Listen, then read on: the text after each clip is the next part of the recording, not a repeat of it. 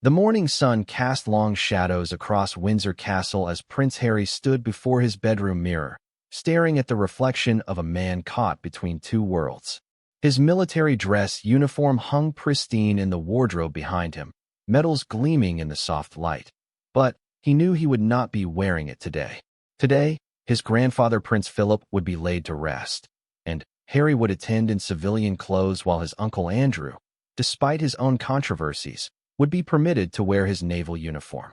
The decision had been communicated to him weeks earlier through official palace channels, delivered with the cold formality that had become characteristic of his relationship with the institution he once served. Harry's jaw tightened as he remembered the conversation with his private secretary, the careful diplomatic language that couldn't disguise the underlying message: "You are no longer one of us." For a man who had served to the morning of the funeral dawned crisp and clear, with April sunlight streaming through the ancient windows of Windsor Castle. Harry stood in his room, adjusting his black tie one final time before making his way to join the family procession. The absence of his military uniform felt like a physical weight, each step a reminder of his changed status within the institution he had once served with pride. In the quiet hours following Philip's burial, Harry found himself walking through Windsor Great Park, the same paths he had explored as a boy when the weight of royal expectation felt manageable and his future seemed clearly mapped.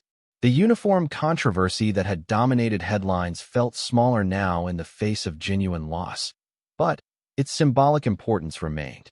He had been forced to confront the reality that his military service, which had given him purpose and identity for over a decade, no longer granted him a place within the institution's formal hierarchy. The past few days had been filled with carefully orchestrated encounters, brief conversations with family members that danced around the fundamental issues dividing them. William had acknowledged him with polite distance, their shared grief insufficient to bridge years of accumulated resentment. Their mother's absence felt particularly acute during these moments, as Diana might have found a way to force reconciliation between her sons despite their different visions for their futures. Media coverage of the funeral had focused heavily on the optics of Harry's return, with royal correspondents analyzing every gesture and expression for signs of potential reconciliation. The uniform decision had become a lightning rod for broader debates about Harry's status, with veterans groups weighing in on whether his military service should grant him the right to wear dress uniform regardless of his royal standing. The controversy had taken on a life of its own, overshadowing what should have been a simple tribute to Philip's remarkable life. Harry's phone buzzed constantly with messages from his team in California, updates on the media response, and scheduling discussions about his return flight. The business of his new life couldn't pause for grief, a reality that highlighted how completely his world had changed. There would be no extended period of royal mourning for him, no gradual return to public duties within the familiar structure of palace life. He had chosen a different path, one that offered freedom but demanded constant vigilance about public perception and financial sustainability. The conversation with his grandmother had been the most difficult of his visit. Elizabeth sat in her private sitting room, surrounded by photographs spanning 7 decades of marriage to Philip, looking smaller and more fragile than Harry had ever seen her. Their discussion had been formal at first, touching on his flight arrangements and his family's well-being in California, but had eventually turned to more personal matters. "He was proud of your service, you know," the Queen had said, referring to Philip's feelings about Harry's military career. "He often spoke about your tours in Afghanistan, how you had found your calling in the forces." The words carried weight, offering a connection to his grandfather that transcended the current institutional divide.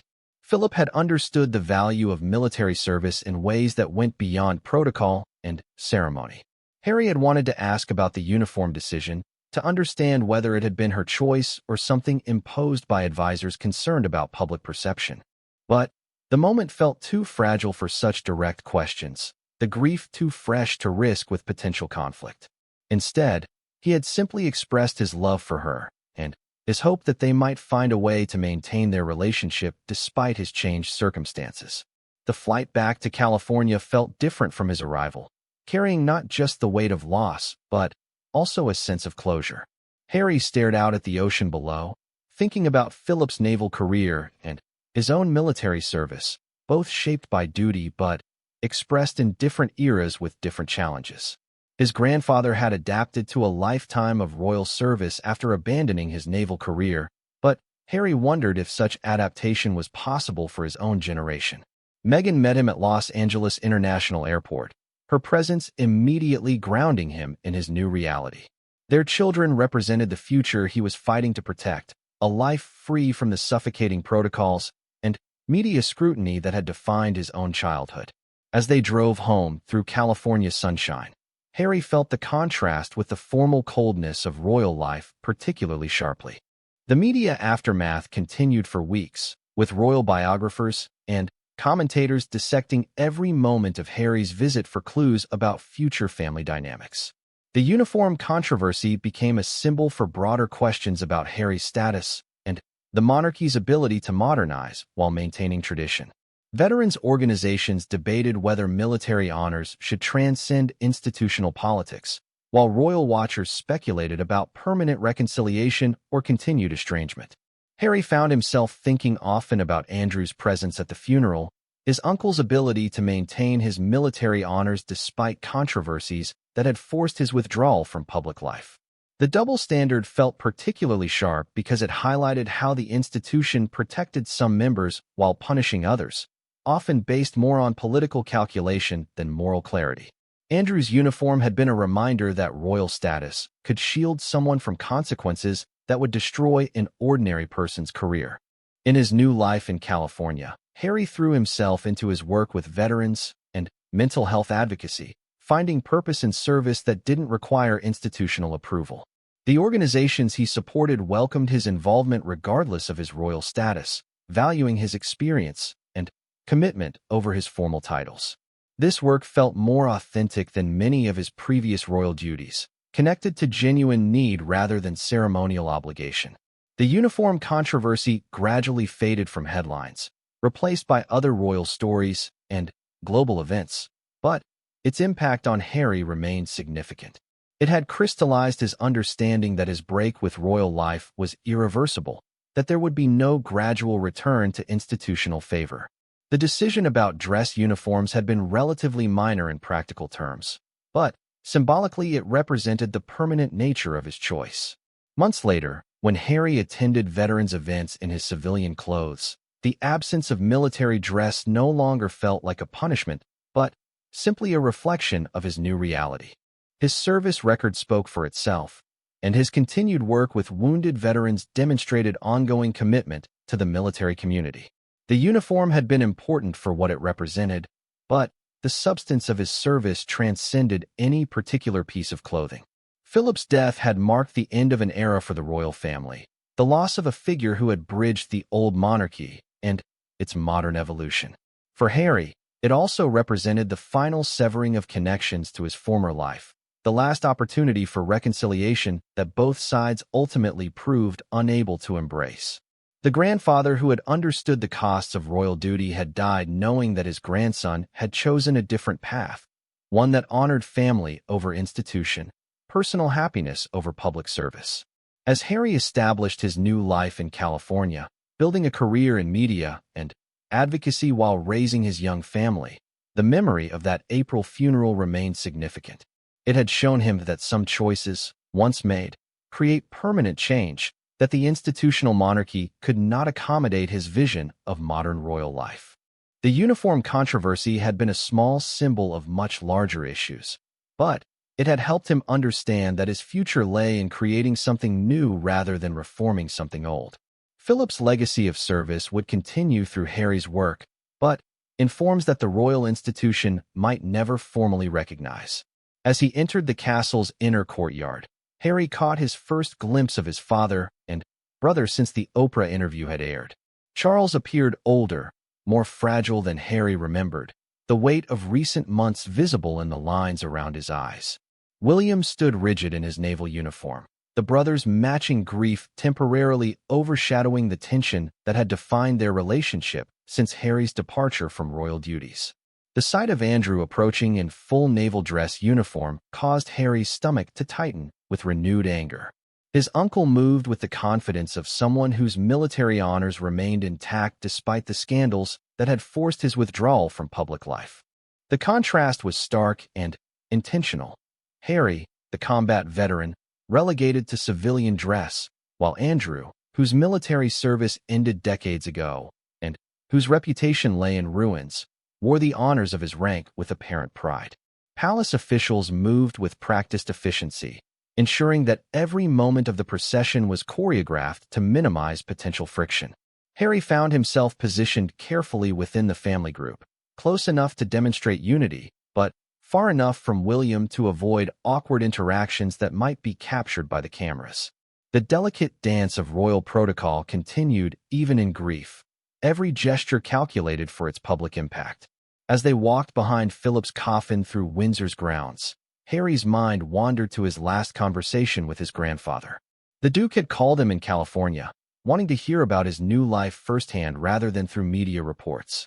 Philip had listened without judgment as Harry explained his decision to step back, his concerns about Meghan's treatment by the press, and his desire to protect his growing family from the same pressures that had consumed his mother.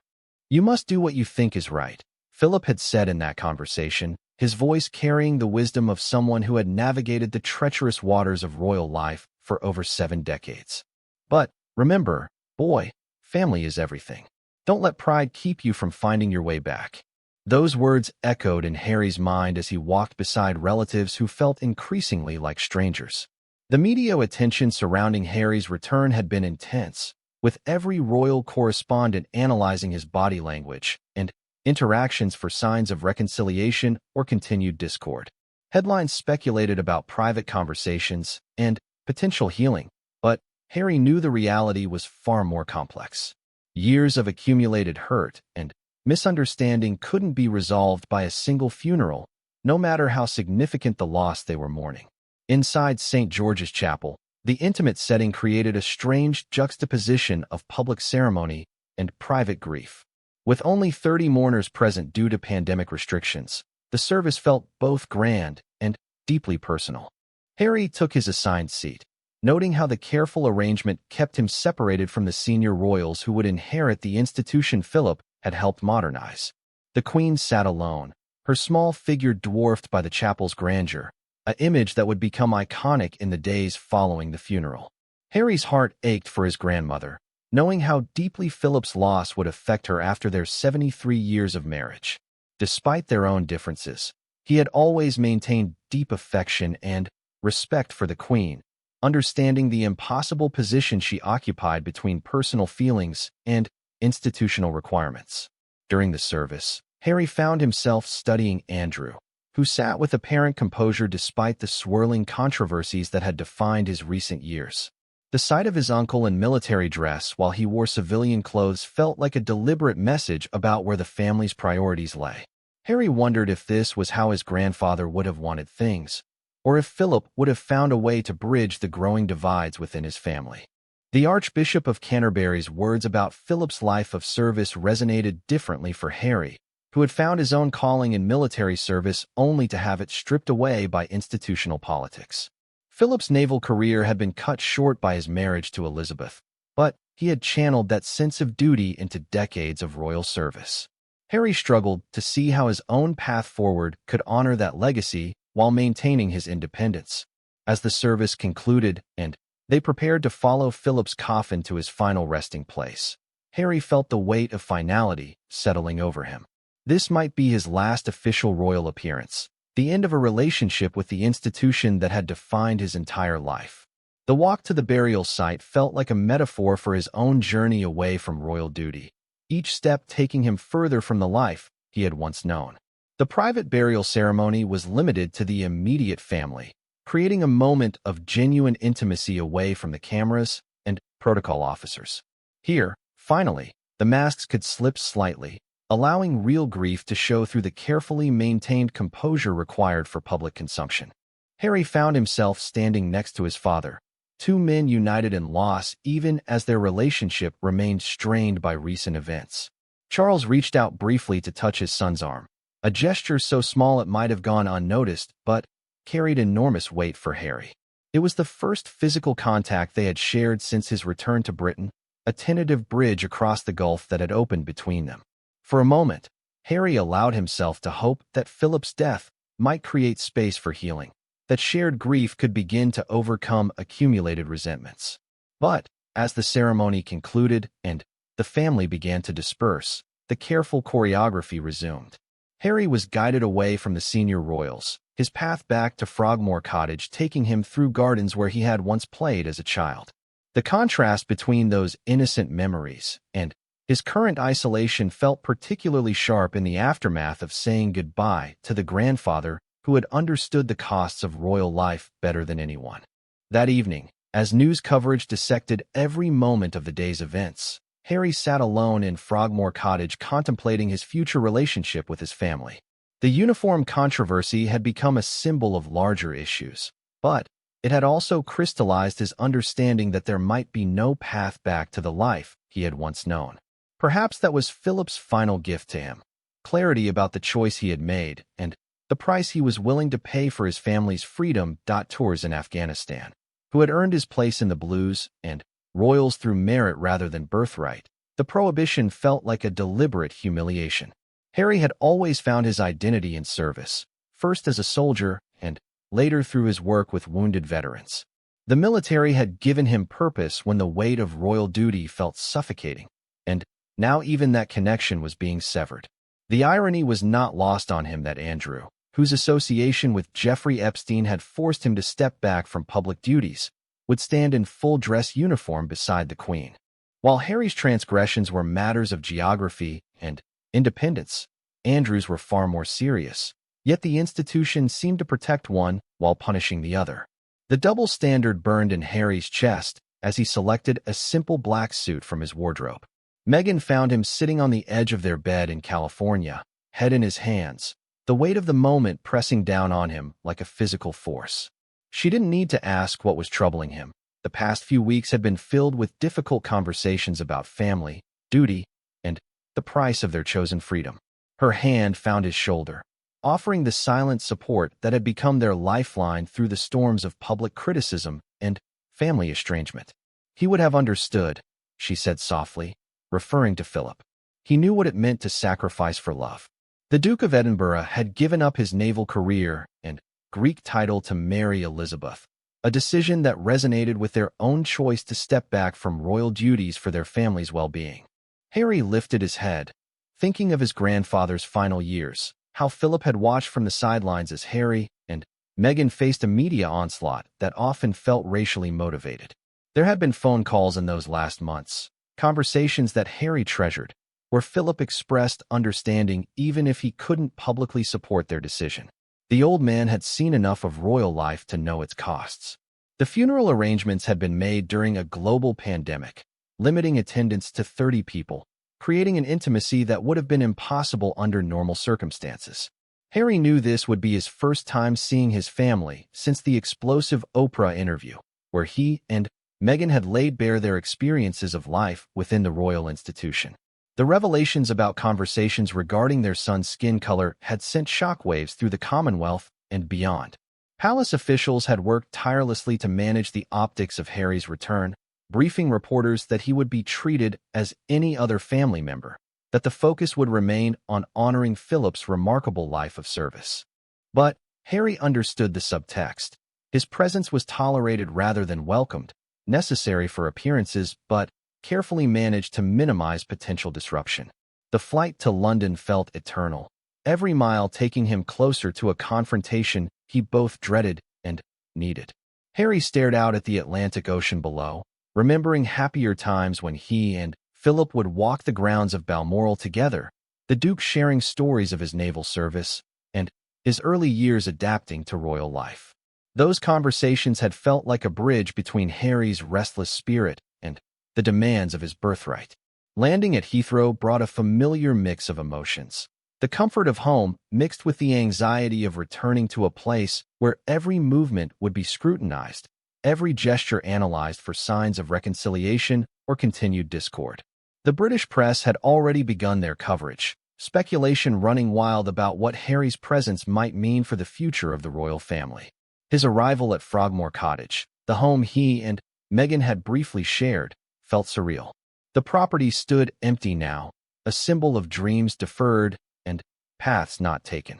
Harry walked through rooms that had once held such promise, remembering the excited planning sessions as they prepared to start their family life there. Now it served as a temporary refuge during what might be his final official royal appearance. The evening before the funeral, Harry found himself alone with his thoughts, the weight of Philip's loss hitting him fully for the first time. His grandfather had been a constant presence throughout his childhood, a figure of strength and occasional humor who had weathered decades of royal storms with characteristic stoicism. Philip had understood the burdens of royal life in ways that few others could, having married into the institution rather than being born to it. Messages of condolence had poured in from around the world, with many noting Philip's role as a modernizing force within the monarchy. Harry wondered what his grandfather would have made of the current divisions within the family, whether the man who had once embraced change and progress would have found a way to bridge the growing gulf between tradition and evolution. The decision about military dress had become symbolic of larger issues, representing Harry's changing status within the institution that had defined his entire life. As he prepared for sleep in his childhood bedroom at Windsor Castle, the same room where he had once dreamed of military glory and royal service, Harry felt the full weight of how much had changed. Tomorrow would mark not just the end of his grandfather's remarkable life, but perhaps the final chapter of his own relationship with the institution Philip had served so faithfully.